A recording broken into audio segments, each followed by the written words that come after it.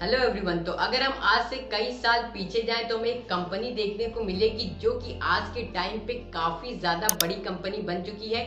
इसकी वजह से लाखों किसानों को सपोर्ट भी मिल रहा है, साथ ही साथ कुछ ऐसे किसानों को भी सपोर्ट मिल रहा है जिनके पास खुद की जमीन नहीं है, वो इस बिजनेस पे पूरी तरीके से डिपेंडेंट है और इस कंपनी की वजह से काफी अच्छी खासी इनकम को जनरेट भी कर रहे हैं।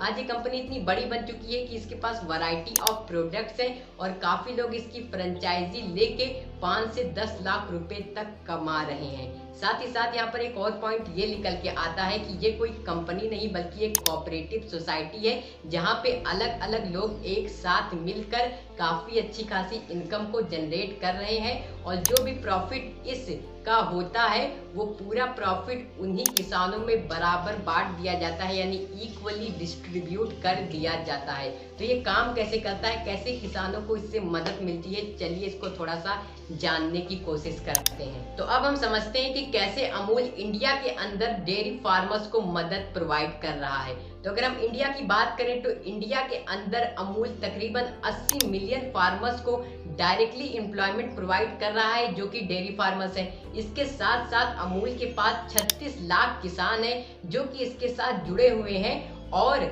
यही इसके ऑनर भी हैं, क्योंकि इस कंपनी का कोई इकलौता ऑनर नहीं है और जो भी इस कंपनी का प्रॉफिट होता है वो इनमें इक्वली डिस्ट्रीब्यूट कर दिया जाता है। इसके साथ साथ आज अमूल 18,500 गाँव में पूरी तरीके से फैला हुआ है और वहां पे इसकी वजह से लोगों को मदद भी मिल रही है। इन गांव के अंदर बेसिकली कोऑपरेटिव सोसाइटीज हैं जिसके जरिए सारा काम चलता है। तो अब हम समझते हैं कि कैसे एक फार्मर अपने दूध का प्रोडक्शन करके इन तक पहुंचाता है। तो ये कहीं ना कहीं काफी सिंपल प्रोसेस होता है। जो भी फार्मर अपने दूध को इन तक पहुंचाता है कहीं ना कहीं वो उनका पहले से ही एक मेंबर होता है और इसके बाद जब वो अपने दूध का प्रोडक्शन लेके इन तक जाता है जहां पर दूध को कलेक्ट किया जाता है तो वहां पर सारी चीजों को देखा जाता है, दूध के अलग अलग कंटेंट्स को देखा जाता है, फैट को देखा जाता है और इसके बाद ही पैसे प्रोवाइड किए जाते हैं, यानी जो मनी है उस फार्मर को दिया जाता है। सिर्फ यहाँ पे फार्मर को मनी ही नहीं मिलता, पैसे ही नहीं मिलते, कुछ अदर बेनिफिट्स भी देखने को मिलते हैं।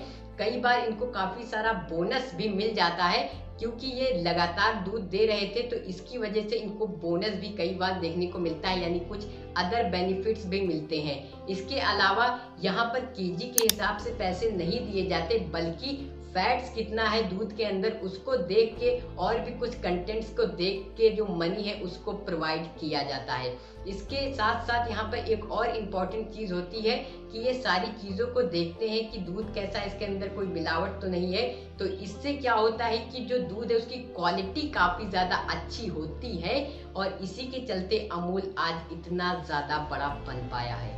और जो भी इनका सेंटर होता है वहाँ पर इनकी ऐप की मदद से सारी चीज़ों को जाना जा सकता है कि मिल्क के अंदर आके कितनी न्यूट्रिशन वैल्यू है, सारी चीज़ें कैसी हैं और उसके बाद ही सारी डिसीजंस को लिया जाता है। अब हम समझते हैं अमूल के बारे में थोड़ा सा। अमूल कहीं ना कहीं एक लो कॉस्ट प्राइसिंग टेक्निक को काफ़ी अच्छी तरीके से जानता है और वो इसका इस्तेमाल करना भी जानता है। जितने भी प्रोडक्ट्स होते हैं जो कि एंड में कंज्यूमर तक पहुंचते हैं तो वो उससे पहले भी कुछ लोगों तक पहुंचते हैं जो और उन सब का कहीं ना कहीं अपना एक कमीशन होता है जिसकी वजह से प्रोडक्ट का प्राइस भी हाई हो जाता है। इसको हम यहाँ पे थोड़ा सा समझते हैं। पहले जो प्रोडक्ट है वो डिस्ट्रीब्यूटर के पास जाता है, फिर होलसेलर के पास जाता है, उसके बाद रिटेलर, फिर ट्रांसपोर्टेशन में कुछ खर्चा आता है, लॉजिस्टिक्स में खर्चा आता है, रिवर्स लॉजिस्टिक्स में काफ़ी अच्छा खासा अमाउंट लगता है। अगर हम अन्य कंपनियों की बात करें तो वहाँ पर ये कॉस्ट तकरीबन 30% तक कई बार लग जाती है, लेकिन कहीं ना कहीं अमूल जो है वो इसको काफ़ी कम करता है। अमूल का जो ये खर्चा है वो सिर्फ 5% आता है जिसकी वजह से काफ़ी ज़्यादा मनी सेव हो जाती है और उसे ऐसा प्रॉफिट फार्मर्स के अंदर इक्वली डिस्ट्रीब्यूट कर दिया जाता है जिससे कि फार्मर्स भी काफ़ी अच्छी तरीके से इनकम पा जाते हैं।